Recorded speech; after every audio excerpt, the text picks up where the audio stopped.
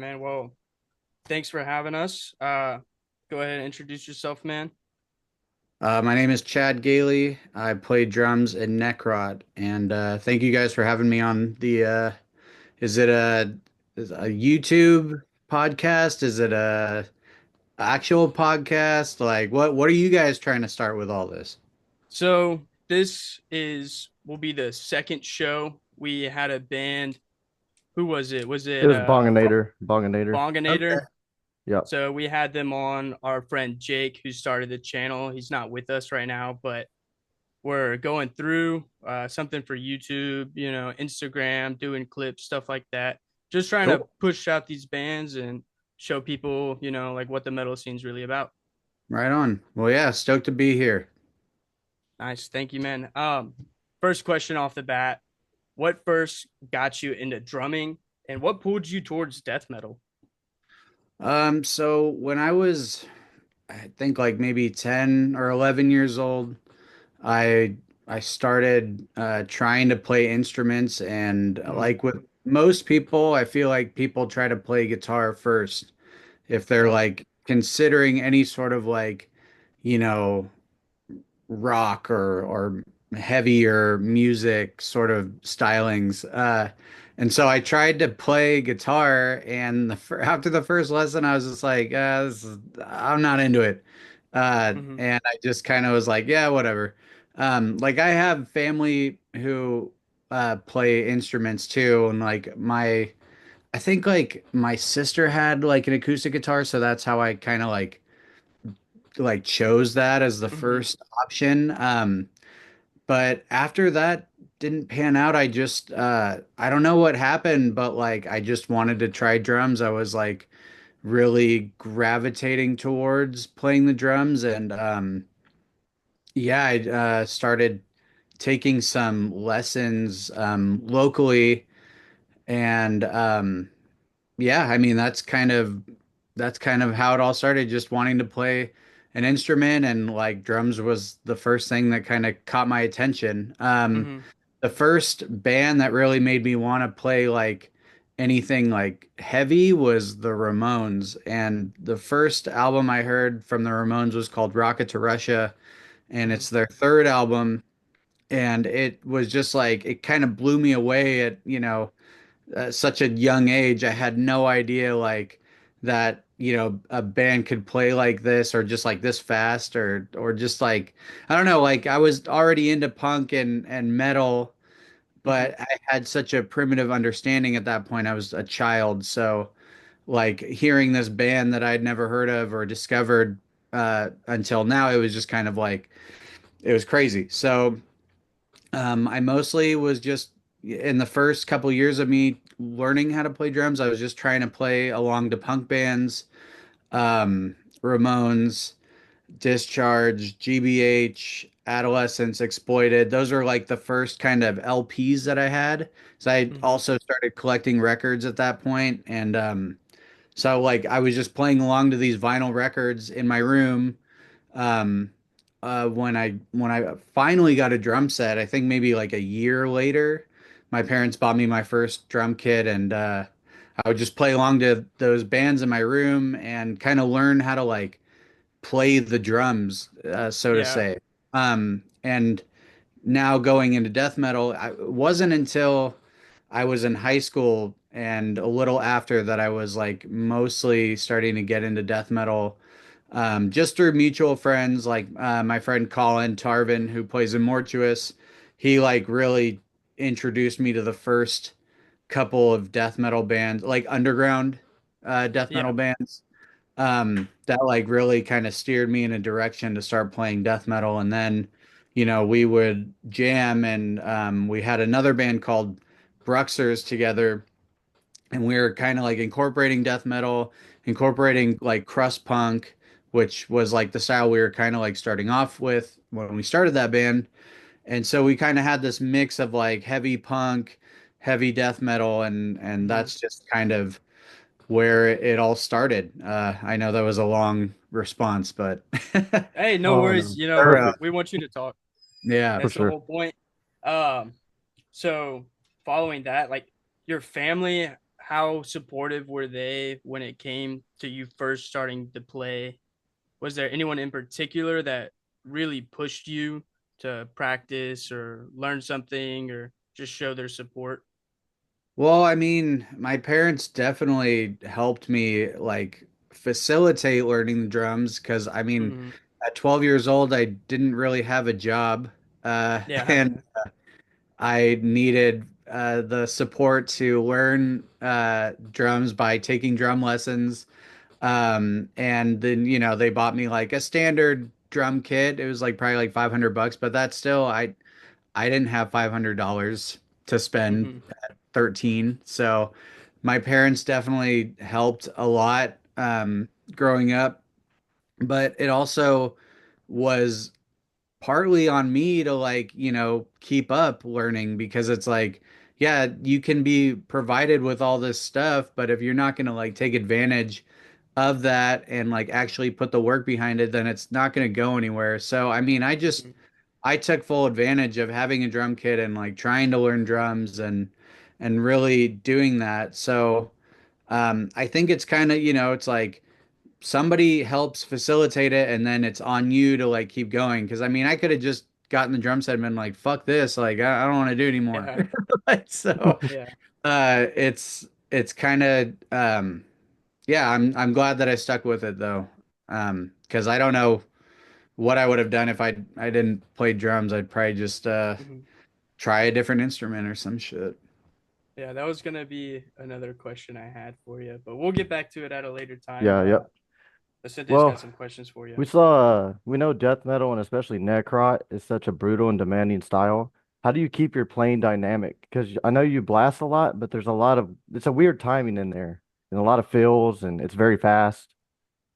Yeah, and I mean it's cool that you like mentioned that it's a lot of like there's like a lot of off time stuff because like when people think Necrot, they think it's very like, oh, it's just playing 4/4 and Nah. it's like, oh yeah, they're just doing like a skank beat here or like a blast beat here, but it's like the time signatures with Necrot like have always been so like off the wall, kind of like they catch you. If you're like an actual musician, you can kind of like hear it like where it's like, oh, well, it's not a 4/4, it's like this and that. And so when I was like first starting to jam with Luca, like it was just the two of us like in a practice space with him playing the bass and I was playing the drums, and I'd have to like listen with no ear, because I didn't use ear protection at all.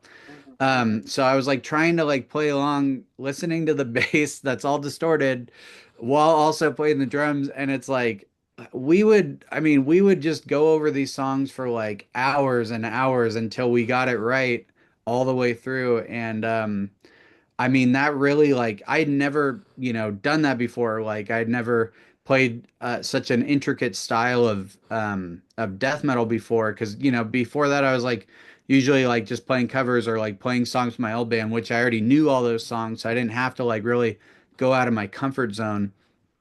Um, so like really like doing that with Luca like really like taught me how to be a better player and even like hone in my ear listening skills. Just like yeah, it's not easy. But like with Necrot, it's like it's kind of like stamina based. I mean, you have to like be able to knock out all these like crazy double bass parts and then also play super fast and then hit the blast and just not lose the momentum. And I mean, I Mhm. remember before like before like 2017, like I was just, I really wasn't like drumming like the way that I do now, where like, I had to go to work. I had like a part-time job, and then when I moved to Oakland, I had a full-time job. So I was working like seven, 5 to 6 days a week. I had seven bands and I had a girlfriend, and it's like I didn't have time to like play drums every day, even though I was Mhm. sort of playing drums at band practice. It wasn't like super rigid, but like I feel like it wasn't until like we started actively touring and being like put under the gun and like, damn, I have to like really knock these songs out live or else like people aren't gonna be like, hey, they can't do these live. It's like it's studio only. So it's yeah, it's just like you really have to like be committed and dedicated to building your chops up and playing like you actually want it because it's like Hmm. there's so many other better drummers out there than I am, and I'm still like I feel like learning stuff even to this day. Like it's a never ending quest to like be better at drumming. Yeah. Oh And yeah. then I have a quick I'm follow-up question for that, man. yeah. When y'all write y'all songs, like say for new albums, EPs, whatever, do y'all think of the live shows when y'all are writing them, or do y'all treat like the studio as it like its own beast? Yeah, I mean we write to write an album. Like we're not Hmm. thinking about the live aspect. I mean, with the live aspect, it's like if you have good songs and they sound good uh and you like can play them, like then Hmm. people will know that they're going to be good and they're going to have a good time live seeing you. It's like Hmm. that's what I feel like is such a different thing nowadays. It's like people are very focused on like how can I get people's attention? How can I like showcase myself and like these talents that I do, but like if I ever played them live, like I don't even have the equipment or the band or like the chops to do it. It's like Yeah. if you can actually like, go in there, write a sick album like for yourself, because that's ultimately why we're all doing this is because we have a drive to create something unique and sick and like that's gonna like be well received by fans of like the style. It's like people when they see you live, they'll see that. They'll see that you're like actually about it and you're not just like front in or like you're just a studio band. Like you're a real Yeah. band if you That was can the thing. prove that. Yeah, just I know there's some bands out there that that's kind of what they do. They're scared to go on tour or go live and play live shows because their whole thing is built on what they do in the studio. Hmm.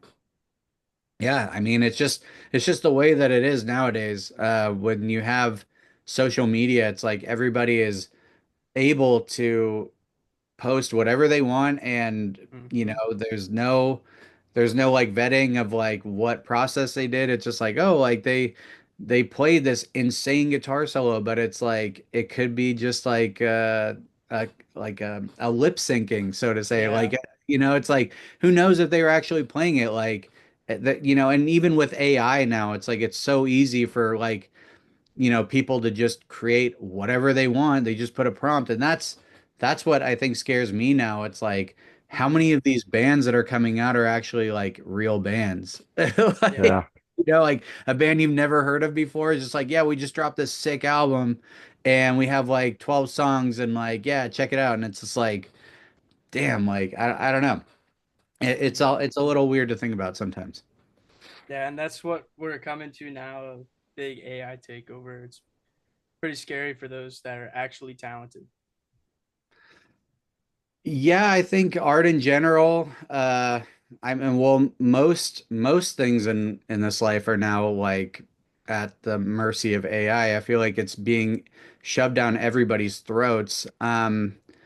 I think with like AI and music though, it's just like it's going way overboard. I mean, you have bands using AI to create entire album covers, to create songs, to Hmm. create albums, and I don't understand how people are, like gonna think like in a couple years it's just like, oh yeah, we're just replacing people that can actually do something sick for this more streamlined version because it doesn't cost me anything or it costs me less to, than to support somebody who's been doing this for 20 or 30 years or just Hmm. even like starting out now. It's like you want to start a band and it's like how are you going to compete if like there's some new AI prompt that's just like, oh, music is obsolete, we create the music now. So don't even worry about trying to learn something. You like we got this. Like it's kind of crazy. So it's like I just see it happening in tech, happening in like schools and happening in just many facets of life. And I just wonder when the bubble is going to burst and people are going to be like pissed off about it. But it doesn't seem like anytime soon. Yeah. So, Site, Well, we were gonna ask, are there any specific techniques or patterns you lean on to keep that old school death metal vibe alive? Um, I mean, we've been fans of death metal since, I mean, I feel like I've been into death metal since I was at least like 14 or 15. I'm 33 now.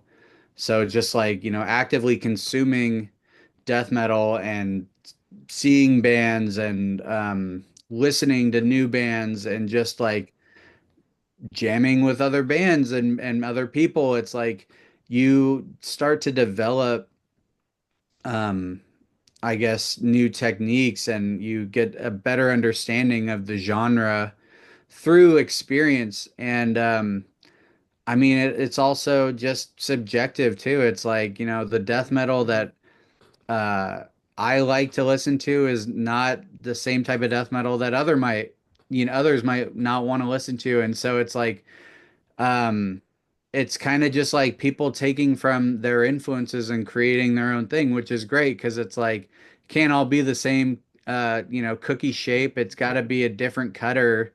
Sometimes it's like we gotta have it stand out just a little bit. It can't be so repetitive, but um, I know that like the bands who really were like starting like to play death metal and in like the last I don't know like 15, 20 years or so that it's like it's kind of crazy to see like how big some of them have gotten just through sheer determination and hard work and like all that all the hard work pays off. So it's like I think it's cool that, it's still very much in the popular underground scene right now. yeah.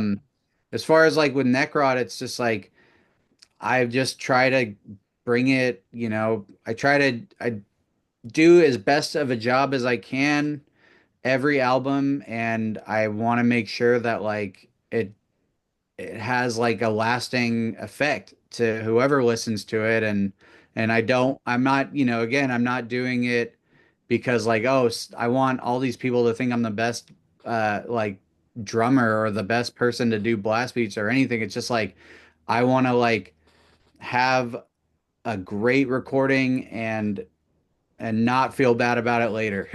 Yeah. Just It's making something stuff that you you actually enjoy. enjoy. Yeah. Yeah. Totally. Yeah. Hmm. And I feel like with any sort of art style or anything, something that someone really puts like their heart into and enjoys, it goes to show, you know, people will notice, they'll see, this artist actually cares about their work versus someone who just does it because, maybe they have a lot of talent, but it's not the same as someone who's really dedicated to the craft and doing something they love and enjoy. And so that brings me up to a follow up on that. What do you think is the most underrated part of being like a death metal drummer? Yeah. I don't know. I mean, I get to do all the same stuff as everyone else. Mm-hmm. I think it's kind of nice being the drummer just because like people don't expect as much from Mm-hmm. me. Like when Necrot was first starting out, I was like very excited and I wanted to like be doing all the roles that I could possibly do, doing the social media stuff and shipping the merch and doing all this other because it's like the job has to be done. So it's like Mm-hmm. you want to do it, but that like that also puts a level of responsibility. It's like you got to answer a million emails and you got to be customer service and um you're just kind of like you're expected to like do all this stuff. So it's like now, that Necrot has gotten a little bigger, we're able to, like shift some of the responsibilities. Like we Mm-hmm. have people fulfilling our merch and um, we have, people who help with booking. We have like booking agents. Mm-hmm. We have a label that releases our stuff. Like we don't have to do the DIY stuff as much uh, as we used to, even though we still have to like, have our whole hearts and attentions into this every day. It's like not going to get done if it doesn't. But yeah, I feel like, with being the drummer of Necrot, it's like people see me as a drummer, they like what I'm doing, but I also kind of get to stay in the shadows a little bit. Like people, Mm-hmm. when we go to shows, it's like, oh, where's Sonny and Luca? Like, I want to take a picture with them. Like, I want to like hang out with the singer of Necrot. And so like Luca, unfortunately, has to like, be subjected to a level of like punishment. But it's like it's all in good fun. He's Yeah. fucking stoked to be there at the shows and meeting everybody, and Mm-hmm. it's just like it's like it's kind of cool that I get to like like people see me, but then it's like I'm not like at the front, so it's like I get to Mm-hmm. kind of hang back a little bit and do it. But with being the drummer again, it's like I get to do all the tours and I get to be on the albums and I get the recognition for that, but it's also not just because I'm a Necrot, it's because I put in the fucking work. Yeah. Yeah. Yeah. No doubt. I had a quick question about when you're going on tour and you're getting ready for a show, is there like a certain song you might listen to on the road or before your show that just kind of gets you hyped up, gets you in the zone, helps you focus? Do you listen to a song? What's kind of your warm-up routine right before you play? I just make sure that I'm on stage on time. Okay. Yeah, because That's you a set big up part. your own drums, right? Yeah, yeah. Like when we're playing, I never leave them on stage unless like if okay, so like for example, if like we're on a headlining tour and there's Mhm. enough room on the stage for me to leave my drums and like another band we're playing with can sit up in front and there's not like they're not like crunched up at the front, I will do that. But like I don't like when headliner bands do that where they try to like big dog you and it's like Yeah. the stages are never that big. So it's like Mhm. I have to be there and I want to like, set up my stuff the way that I want it. But like, like just as far as like, starting the day, it's just like there's always a million things you got to do during the day. Like I'm just so focused on like making sure I get to wherever I need to be on time. Mhm. I maybe get some food, get to chill. Like there's no real routine or like ritual. It's just sort of like, yo, you got to play a fucking show. So like get your shit together. Mhm. Nah. That's I mean good. At least you're getting there, you know. There's been shows that we've been to where you're waiting a long time, not just for setup, but you're waiting for the band to get there. Just, some don't care. They'll just get there when they can, But it's nice to see people actually making sure they're there on time to show up for their fans and just put out a great show for people. Yeah, I mean, people are there to see you, and it's like they don't want to be like held up. It's also it's like shows run late. Like people want to go Mm-hmm. and be home again. Like, damn, why are you like wasting everybody's time by being a diva? It's just like, dude, we're just here playing a death metal show. Like, let's Yeah. make it happen, have fun. Do you Absolutely. feel a little bit more pressure on those shows that fall on like the weekday since maybe they'll run too late or anything like that because most of the people coming to your shows they got work or something the next day or they called out whatever. Do you feel more obligated to put on a better show or just kind of wrap it up so people get home or just doing what you can? I mean, we're like if we're on tour, for example, and we go to like another city. um. I mean, usually like the booking agents or the venue like staff or like the stage manager, they control the set time. So it's like if, Mm-hmm. if there's like some sort of sound curfew or if like it's like a weekday show, they usually try to bump everything up just so that like people can get there right after work or whatever they're Hmm. doing that day and then leave before it gets too late so that they can also do whatever they need to do the next day. As far as like putting on a better show, I'm just putting on the best show that I can every time. Hmm. I would hate to have somebody like see us and be like, yeah, they sucked this time. Last time they were so much better. Like, I want to Hmm. just, give it 110% every single time because it's like people are helping, us stay on the road and they're keeping the band like in their minds and they're into it. It's just like it would be lame for, somebody to walk away with like a bad taste in their mouth, so to say. Hmm.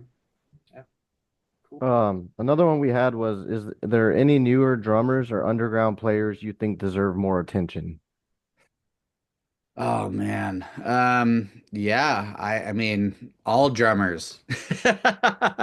There's like so very few drummers of, this type of style and I feel like um there's like a lot of drumming like social media pages that like focus on drummers and that's cool, but like also there's, not a lot of other room to go around. Like, if you have your set drummers and you're like, oh yeah, these are the only guys I pay attention to, it's like there's gonna be a bunch of other guys that are just or gals that are not being paid attention to. And I don't know, like I think it's cool when people like give drummers a type of day or the time of day. Absolutely. Um, Hmm.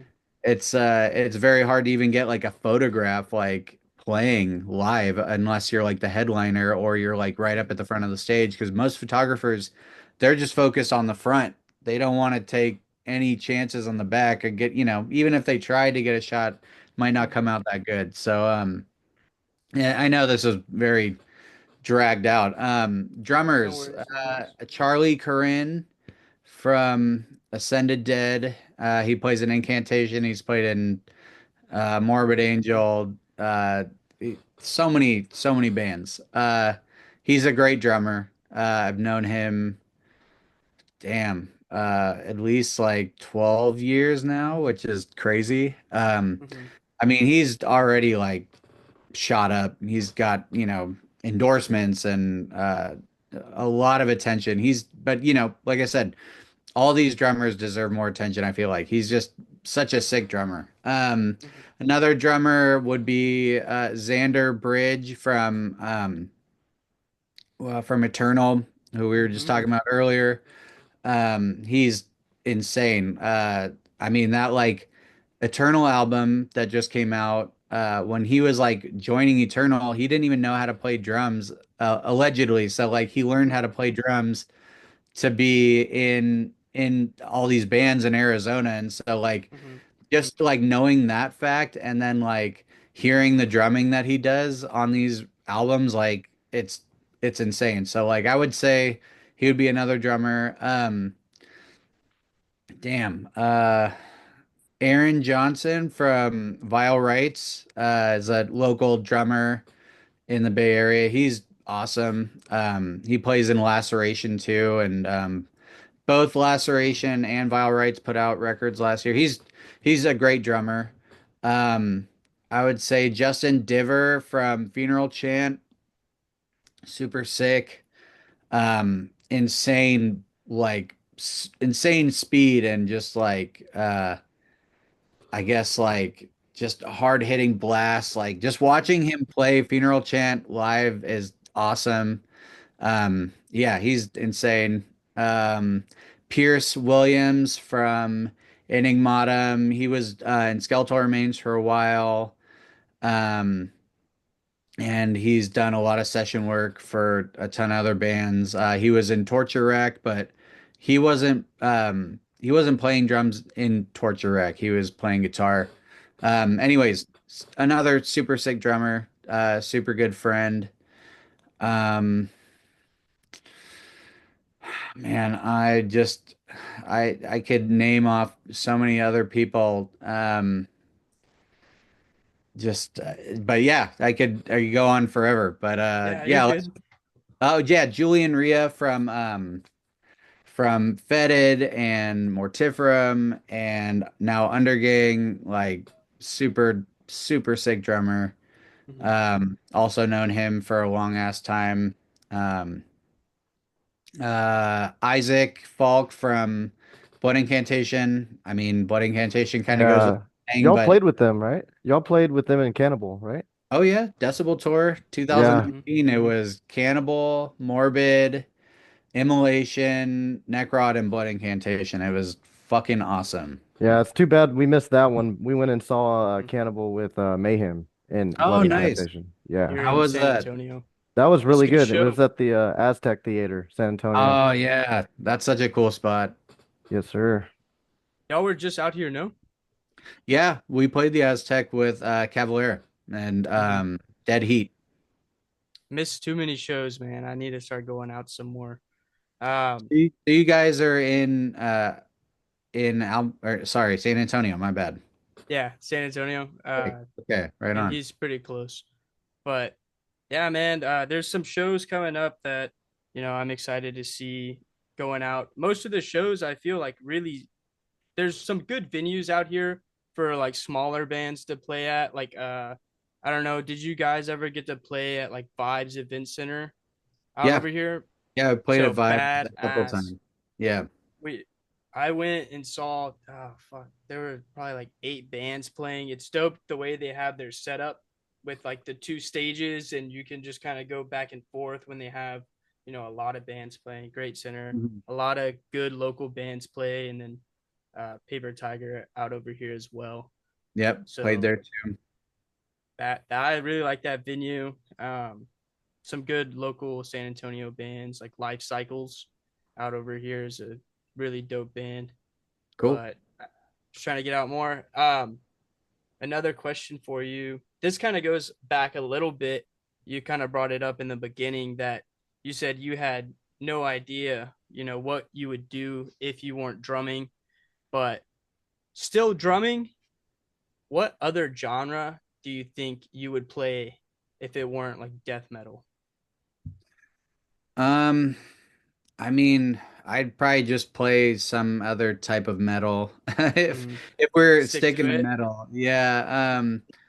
I like playing black metal a lot. Yeah, yeah. Yeah. Always kind of been into black metal since I started like discovering those bands. Just What because like it's just a lot like of interesting stuff that happens, especially like with newer bands. Like they kind of Mm-hmm. have such a collection of albums to go back and take from, and it's cool to see what people are kind of putting in now versus like, when black metal was first starting in the late 80s and early 90s, even in like the early 80s too. It's like, it's gone from being like Hellhammer and Venom to now just Mm-hmm. like epic, super crazy symphonic or just like even just just straight up like dark funeral type stuff, like just Mm-hmm. crazy blasting. But yeah, sorry, I didn't mean to cut you off. Oh no, you're good. I was gonna say, what kind of black metal bands would you play along to? Well, I mean, I really like just like stuff that has a lot of dynamics. Like it's not just blasting all the time. There's like cool like passages and interludes and just stuff to like keep the attention because I feel like, there's a lot of like newer stuff that's like very popular where it's just like very like oriented on like being an insane assault, which is great. I Mm-hmm. love that too, but like it's, trying to play that constantly is like it's insane. I would break myself, my Kind of body. like breaking the barriers, you know? Yeah, Yeah. I mean, I like the dynamics of like different bands. Not to say, like straight up like only blasting black metal bands are not what I'm into. It's just like I like when there's, there's a lot more stuff going on. Just like with death metal, it's like when there's stuff going on and it's like you have more to pay attention to and you kind of like get immersed in the experience instead of it just being like oh fuck like just insanity. I can't always take it, it's like listening to metal all the time gets fucking crazy. It's like you gotta like get a chance to breathe sometimes. Um, Absolutely.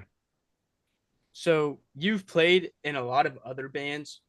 How do you kind of shift your approach to those different bands? Is there, I mean, of course, you're always giving your all, but is there something that might be a little bit different on the way you play or, technique wise? Is something you're trying to focus on in one band? Like, are you trying to be more technical in one? Or are you trying to just fucking lay it down, blast, chop, have fun in one band? Or Yeah, I mean, when I'm in other bands, I just want to make sure I play the songs right. Yeah. It's a lot of stuff to remember, man. It's like, Oh yeah. when you're learning, 15 songs for one band, and then you got to play another show with another band you're in, you got to learn all those songs and just Mhm. be, as good as the recordings. Or you're getting ready to record, like you have to like make sure that you're on top of it. And so it's just like that's just my goal, is just like make sure I know the material and I don't fuck it up and I play it good and I play it consistent so that like people keep me around for a little longer. So so Yeah. speaking on that, didn't you sub in for autopsy?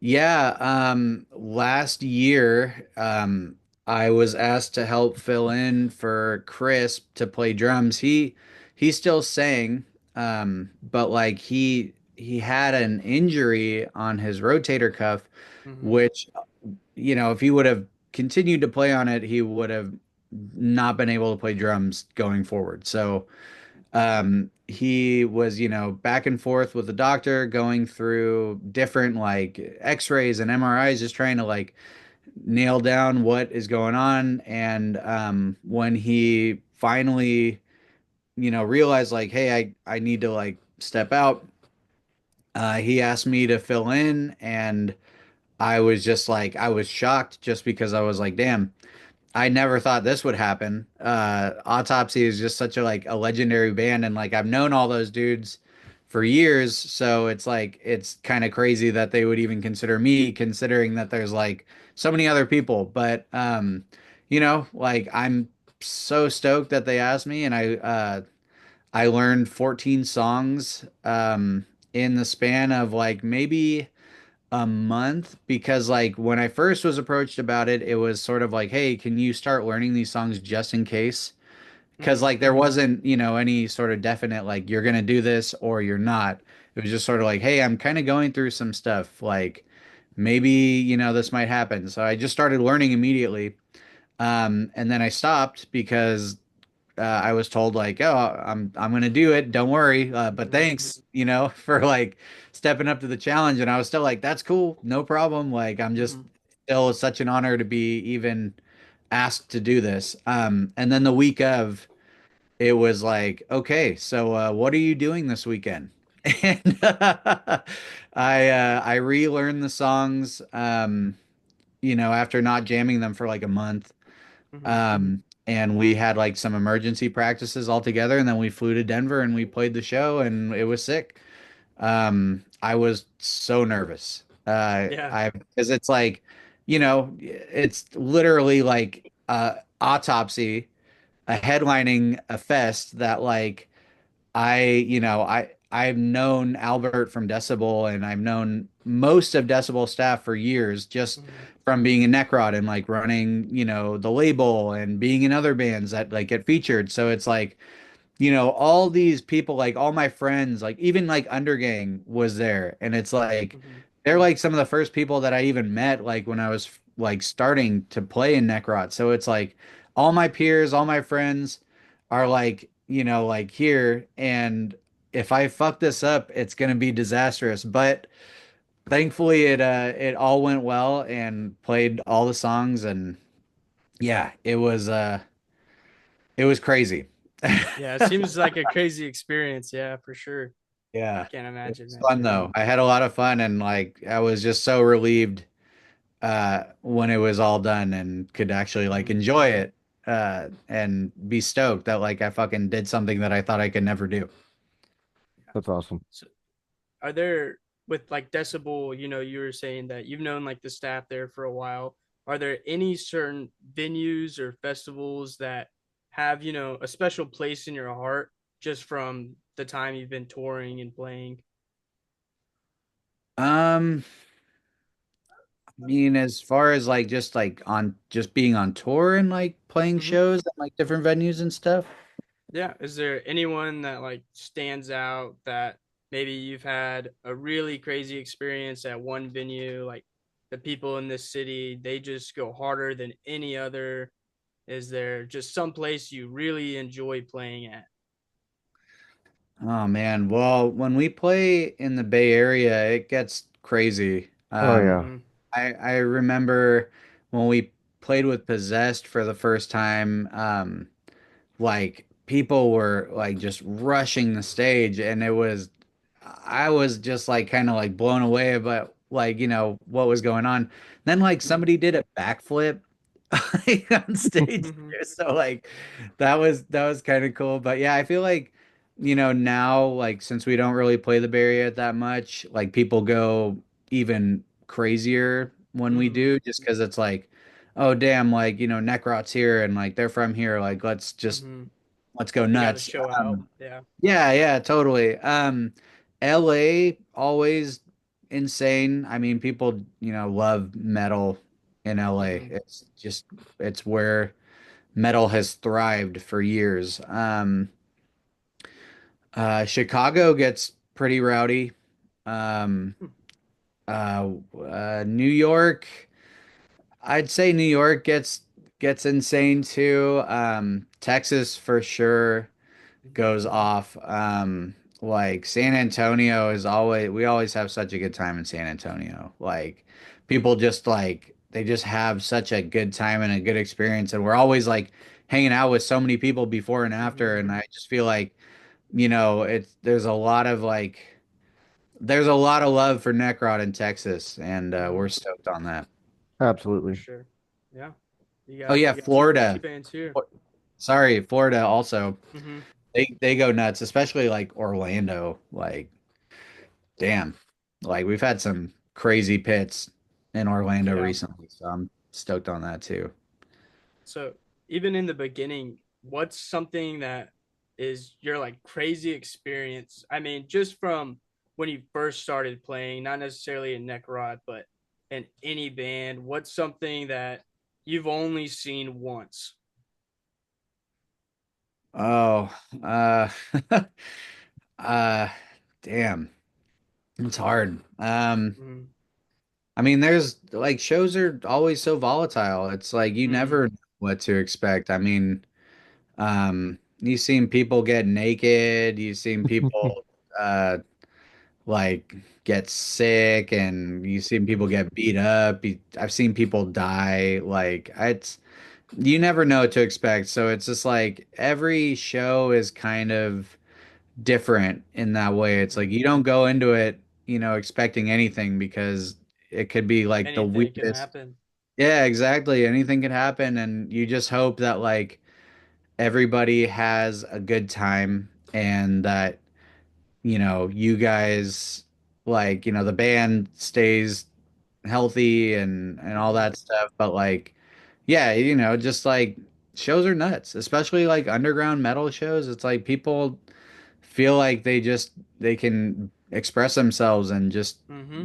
have the time of their life in this short window. And so, yeah, I wouldn't really be able to pin down like what the craziest experience was just because like there's been too many Too many to to recall. recall, and also I probably couldn't even recall some of them because I just got too messed up myself. Yeah. Hey, it happens to the best of us, man. Yeah.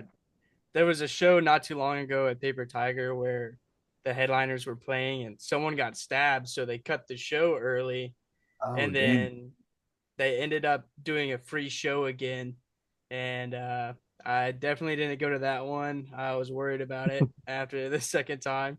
So, a little cautious on some of these shows, but that's pretty nuts that it happened like right over here by me. So, Yeah, it's like I said, it's just, people kind of act however they want, and you just gotta hope that everybody has a good time and can mhm, keep doing it going forward. for sure. What do you say, man? We kind of switch up the questions a little bit, do some fun stuff, little interactive stuff that Cool. Yeah, yeah, I'm down. just see what you think. Yep. Yes, sir. So first one's gonna be if you're stuck on a desert island, but somehow you've got a kit and a stereo, you can only bring one album to drum along to forever. What would it be? Oh man. What would be the album? I mean, damn, there are so I many mean, albums. if it helps you, what if we said you could bring one fellow musician along, dead or alive, to be your island jam buddy? Dead or alive, huh? On an island. One Hmm. album. Um, yeah, I don't know. Like somebody fun because it's like, man, if you're gonna be on an island forever Just y'all. with Yep. with one album and one other person, like, damn, like it better be like somebody you like spending time with because you're gonna be fucking bored or like pissed off at them like by the first week. Um, yeah, I don't know, man. That's a hard question. Um, I don't know. Maybe album would just be like I'll just go to the album that kind of started it all. Just say Ramones, Rocket to Russia. I think it would just be fun. Just whatever. Like just Hmm. I don't know. Like I don't take it serious. It's just like it's Yeah. just a fun album that I used to play a lot, and like I would just do that. And if I'm on a beach, like I don't want to be playing drums this me and hanging out on the beach, man. Hanging Like out. Yeah. yeah. Gotcha. There you go. Who do you think you'd bring? Is there anyone that first kind of popped into your head? Someone you have like a great relationship with, or just someone you maybe you hope you had a relationship with? Someone that seems super cool, super fun. Um, no. No, yeah, screw it. You'll be Yeah, alone. You'll yeah, I take can't it. think like what like oh Bob Marley or something. We could have like a reggae time on the beach or something. Hmm. Like Yeah. like I said, just if I was didn't bring anybody, just be somebody like have a good time with, just chill. Like Hmm. Absolutely. Yeah. That's the. I mean, if you're alone, what else are you gonna do? yeah, So, yeah. one more game, man. We got build your perfect band. So you could choose any vocalist, any bassist, any guitarist. Of course, man, your drums, unless you wanted to play something else. And then let's hear a band name from you. Okay, so I'm gonna go with the bassist vocalist, right? Knock two Hmm. off. Luca Indrio, guitarist, Sonny Reinhardt, drummer, me. The band name, Necrot. There you go. That's a perfect band right there, man. Yeah. That's it. That's all you need. Hmm.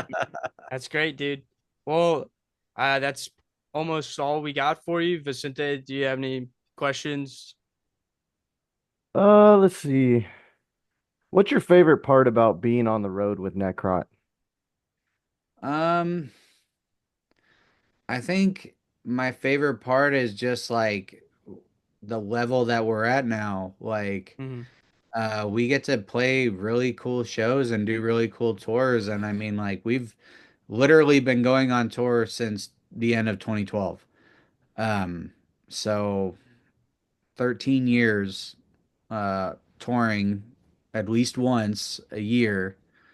Um, it's kind of crazy. And it's cool that like we get to tour with bands that inspired and influenced us to play the type of music that we do.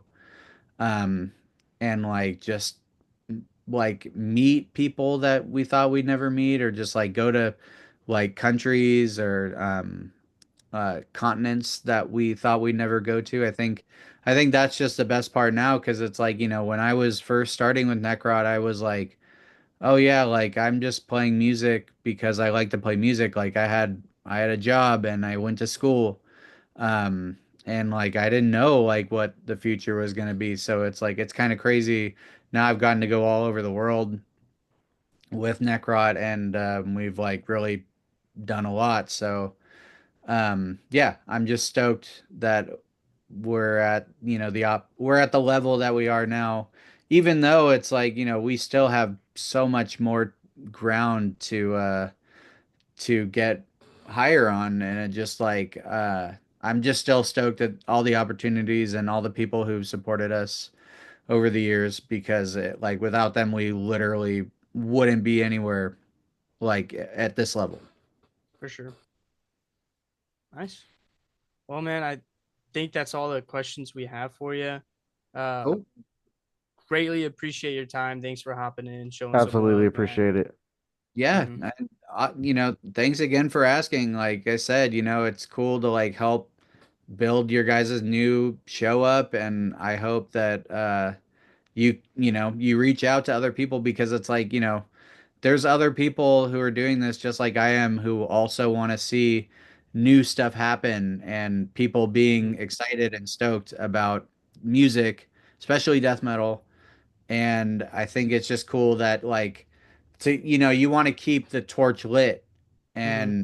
and keep the fire alive because it's like without people starting new stuff or just like being stagnant like it's not going to go anywhere. So Hmm. thank you again for having me and like getting to be one of the first guests on the show. It's cool. Yeah, appreciate it, We man. Thanks a appreciate it. lot. Yeah. All right. Is there anything socials that maybe you want to throw out there for your band or other projects that you're working on? I just, you know, like I said, everyone who's supported Necrot, thank you. Cavalera and Dead Heat, we had an awesome time with them on the last tour.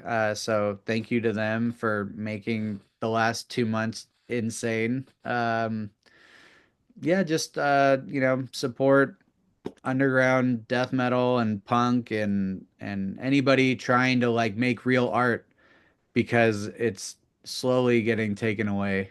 Yeah. There we go, man. That's it. Appreciate it. All right, Thanks, we Chad. appreciate it. Yeah, no problem.